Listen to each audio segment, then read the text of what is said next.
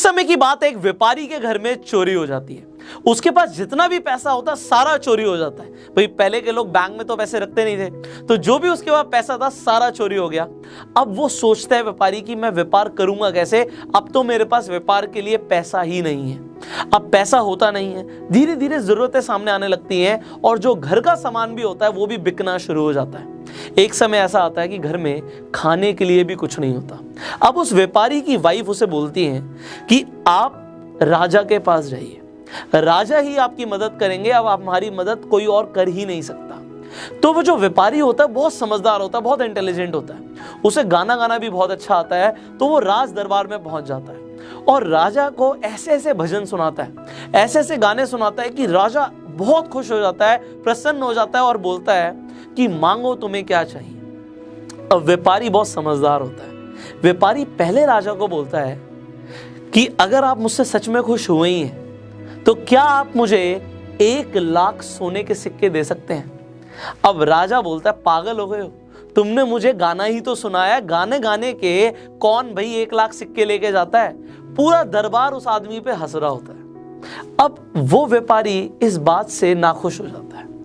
अब वो राजा को बोलता है कि महाराज आप इतने बड़े राजा हैं, क्या आपके पास शतरंज है।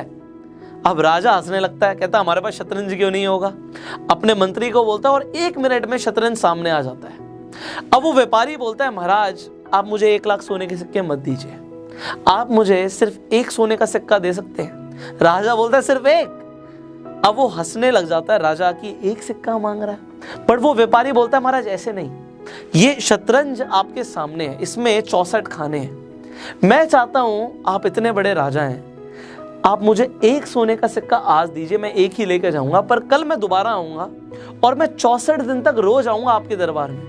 मैं चाहता हूं बस आप मुझे आज जितने सिक्के दे रहे हैं कल उसका डबल दे दीजिएगा। आज आप 1 दे रहे हैं, कल आप मुझे 2 सोने के सिक्के दे दीजिएगा, उसके बाद 4, इस तरीके से 8, इस तरीके से मैं रोज आपकी शतरंज पे एक कांटा लगा के चला जाऊंगा, एक क्रॉस बना के चला जाऊंगा और जिस दिन 64 दिन हो जाएंगे मुझे लगेगा मुझे इनाम मिल गया।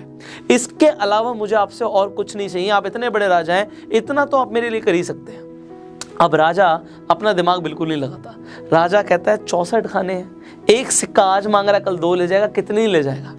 अपने महामंत्री को बोलता है महामंत्री इस व्यापारी को रोज आप सिक्का देंगे, आज अभी इसे 1 सिक्का दे दीजिए सोने का, ये कल फिर आएगा मुझसे बिना पूछे इसे रोज डबल करके सोने के सिक्के दे देना। अब इसी तरीके से रोज व्यापारी दरबार में पहुंचता है, महाराज से नहीं मिलता, महामंत्री उसे अपने आप ही डबल करके सोने के सिक्के दे देता है। तो पहले दिन तो उसे जहां पे 1 सोने का सिक्का मिलता है, दूसरे दिन मिलते हैं 2, पर 23वें दिन कुछ ऐसा होता है कि राजा भी घबरा जाता है। महामंत्री भागा भागा राजा के पास आता है और बिल्कुल पसीना टपक रहा है, घबराया हुआ है महामंत्री और उससे बोला नहीं जा रहा। अब राजा बोलता है हुआ क्या है महामंत्री, मेरे सामने ऐसे क्यों आए हो, किसी ने हमला बोल दिया क्या हमारे ऊपर, क्या हुआ क्या है मुझे बताओ। महामंत्री बोलता है महाराज हमारा पूरा महाकोष खाली हो गया, हमारे पास अब कुछ नहीं बचा, सब लुट गया, सब चला गया।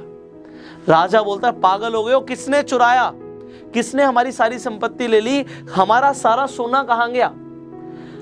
वो महामंत्री बोलता है महाराज आपको याद है वो व्यापारी जो 23 दिन पहले दरबार में आया था, उसने हमारे साथ एक साजिश करी है, हमारे सारे सिक्के वो लेके जा चुका है। आज ही मैंने उसे 41,94,304 सिक्के दिए।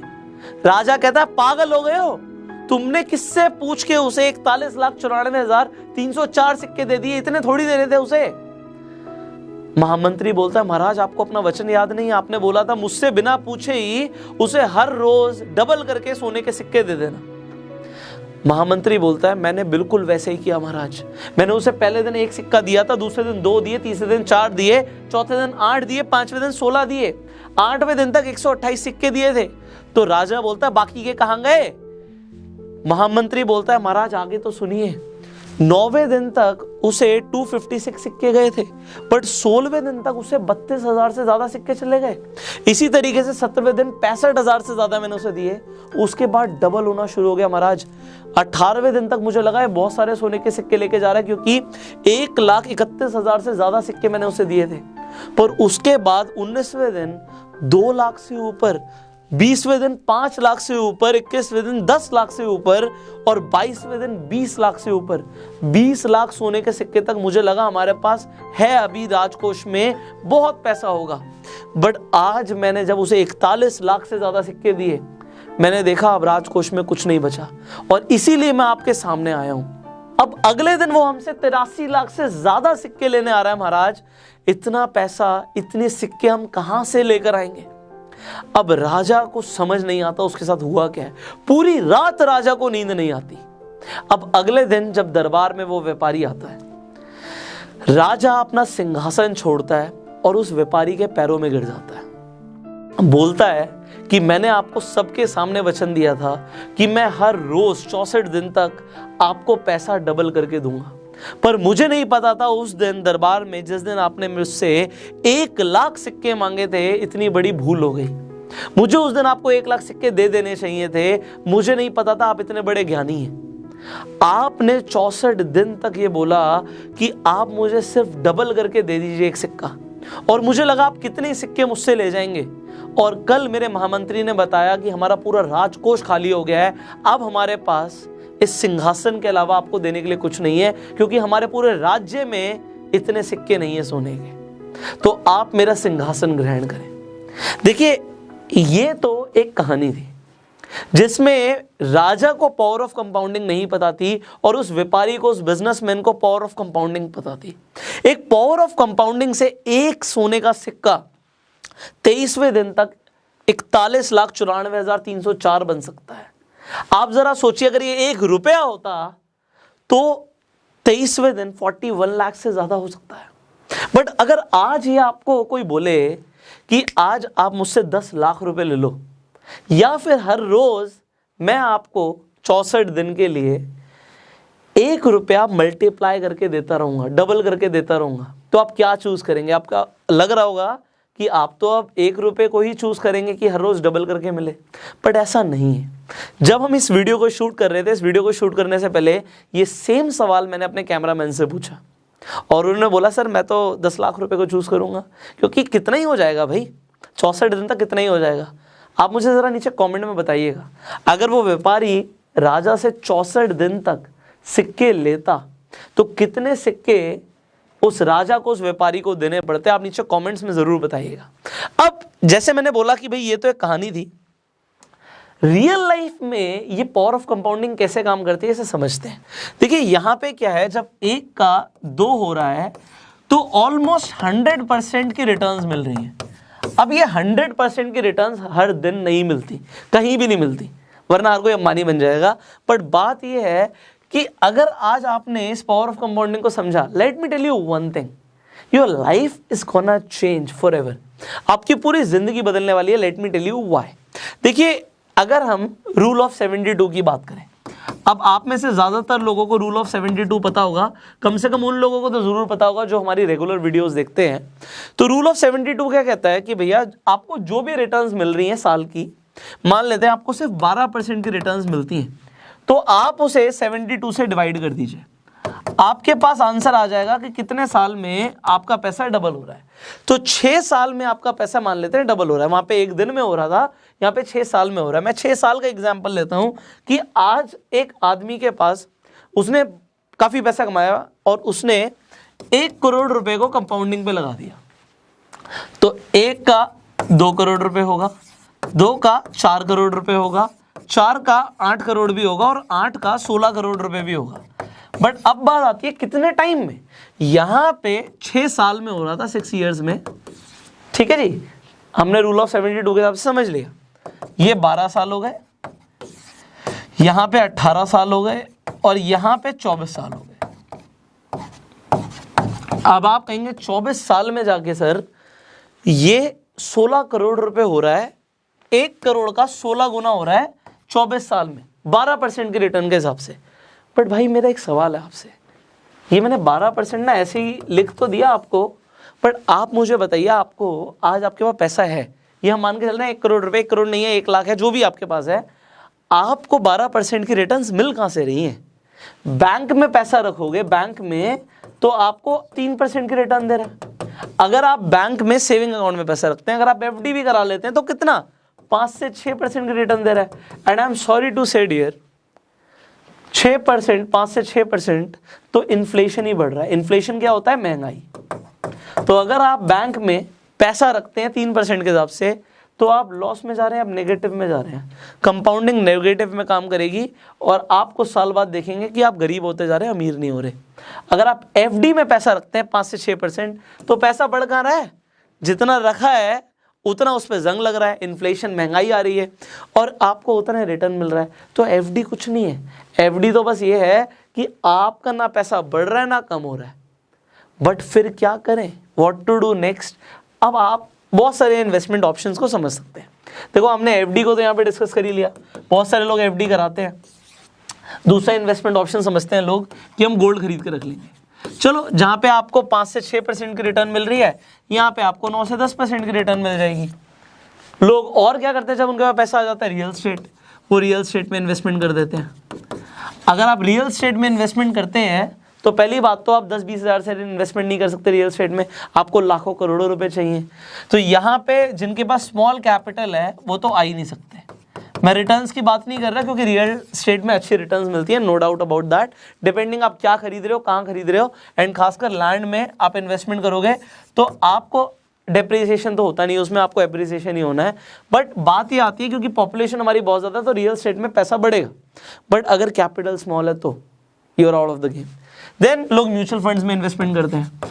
अब म्यूचुअल फंड्स में भी लोग किस तरीके से इन्वेस्टमेंट करते हैं? या तो इक्विटी इन्वेस्टमेंट लेते हैं, इक्विटी म्यूचुअल फंड्स, और डेट म्यूचुअल फंड्स भी रह सकते हैं सेफ साइड के लिए। अब equity is a very important thing. यहाँ पे इस इक्विटी को मैं समझा देता हूँ क्योंकि आप अगर म्यूचुअल फंड्स में जाओगे, अच्छे म्यूचुअल फंड्स में आपको 15% से ज़्यादा की भी रिटर्न मिल सकती हैं, जो हम अभी 12% की बात कर रहे थे। अब ये इक्विटी का मतलब क्या होता है? शेयर्स में इन्वेस्टमेंट। अब आपको लग रहा होगा शेयर मार्केट तो बड़ा रिस्की है। देखो रियल लाइफ में कंपाउंडिंग कैसे काम करता है भी बताऊंगा। अगर आपने कोरोना वायरस से पहले किसी भी अच्छी कंपनी के शेयर खरीदे होते तो कम से कम मरे से मरा आपका पैसा डबल तो हो ही चुका होता। ऐसी भी कुछ कंपनीज हैं जिसमें कोरोना के बाद अभी तक, लॉकडाउन के बाद की बात कर रहा हूँ, 10 गुना पैसा बढ़ चुका है। कितने टाइम पीरियड में? बहुत ही कम टाइम पीरियड में। अगर कोई इस मल्टीप्लिकेशन इफेक्ट को कंटिन्यू रखे तो कितना पैसा कमा सकता है? ऐसा नहीं कह रहा मैं हर बार 10 गुना होगा, बट ऑन एन एवरेज अगर आप अच्छे शेयर्स में इन्वेस्टमेंट कर रहे हो, ये 15% छोड़ो, आप 18% से ऊपर की रिटर्न्स ईजी ला सकते हो, ईजिली लेकर आ सकते हो ये, अगर आप अच्छे शेयर्स में इन्वेस्टमेंट कर रहे हो। अब 18% की रिटर्न इन्वेस्टर्स के लिए है। जो ट्रेडर्स होते हैं, जो ट्रेड कर रहे होते हैं, वो दिन का चाहते हैं कि हमें ज़्यादा नहीं 1 से 3% की रिटर्न मिल जाए। मैं नहीं कहता उन्हें रोज़ मिलती है, बट मान के चलते हैं अगर उन्हें 2% की रिटर्न मिल जाती है ट्रेड करते हुए। अब वो ट्रेडिंग कैसे है, विल टॉक अबाउट दैट, पर ट्रेड करते 2% की रिटर्न है। 30 दिन तो शेयर मार्केट खुलता नहीं है, 30 में से आप मान लो 10 दिन बंद रहता है, तो 20 दिन ट्रेड करके 40% की रिटर्न। अब कहेगा कोई आदमी ये बिल्कुल बेवकूफ़ वाली बात है, 40% की रिटर्न कौन किसकी कैपिटल पे ला रहा है? कंपाउंडिंग काम करेगी तो फिर क्या होगा? वो मुकेश अंबानी बन जाएगा भैया, क्योंकि कंपाउंडिंग काम करेगी। मैं कह रहा हूँ ये 40% की रिटर्न लोग टारगेट लेके चलते हैं कि हमें आए। सबको नहीं आती, because not everybody is perfect every time. ऐसा नहीं होता हर बार ट्रेड किया हर बार प्रॉफिट हुआ, but yes there are people जो ईजिली अपनी कैपिटल के ऊपर 10 से 15% की रिटर्न साल की नहीं महीने की भी लेकर आ रहे हैं। शेयर मार्केट में इक्विटी के अंदर दिस इज पॉसिबल। मैं ये नहीं बोल रहा कि आपके साथ हो जाएगा, मैं ये बोल रहा हूं ये पॉसिबल है, और ये पॉसिबल है और आपके साथ हो सकता है। कैसे? If you learn this game. आज की वीडियो एक आपके लिए एक आई ओपनर वीडियो है, बिकॉज ज़्यादातर लोग कंपाउंडिंग को नहीं समझते, उन्हें पता भी नहीं, मतलब उन्हें पता भी नहीं 10 से 15% का मतलब क्या है। आप एक एग्जाम्पल मैं आपको और दे रहा हूँ, आप एग्जाम्पल के लिए लेकर चलिए। आपके पास 1 करोड़ रुपए है और 1 करोड़ रुपए पे अगर आपको 10% की रिटर्न आ जाती है, अगर आ जाती है, तो ये 1 करोड़ 10 लाख रुपए होता है अगले ही महीने। ये सेकेंड मंथ की मैंने बात करी, ये फर्स्ट मंथ की बात करी। अगर आप इस हिसाब से भी कैलकुलेट करोगे, आप अगेन कमेंट्स में बताइएगा कि 30वें महीने 30th मंथ पे आपका 1 करोड़ रुपए कितना हो चुका होगा। एंड द थिंग इज यार, देखो पैसा लोग कमा रहे हैं, आप कमा रहे हो नहीं कमा रहे टोटली आपके ऊपर है। पैसे को सिर्फ सेव नहीं करना, पैसे को इन्वेस्ट करना है, कंपाउंड करना है। जिसने कंपाउंडिंग सीख ली वो आदमी अमीर बन रहा है और अमीर बनता चला जाएगा। जो आदमी इसमें से पैसा खर्च कर देगा, 1 करोड़ 10 लाख रुपए हुए, 10 लाख रुपए की जाके भाई साहब नई गाड़ी ले आए और वो पैसा खर्च हो गया, तो फिर वो कंपाउंडिंग बीच में ब्रेक हो जाएगी।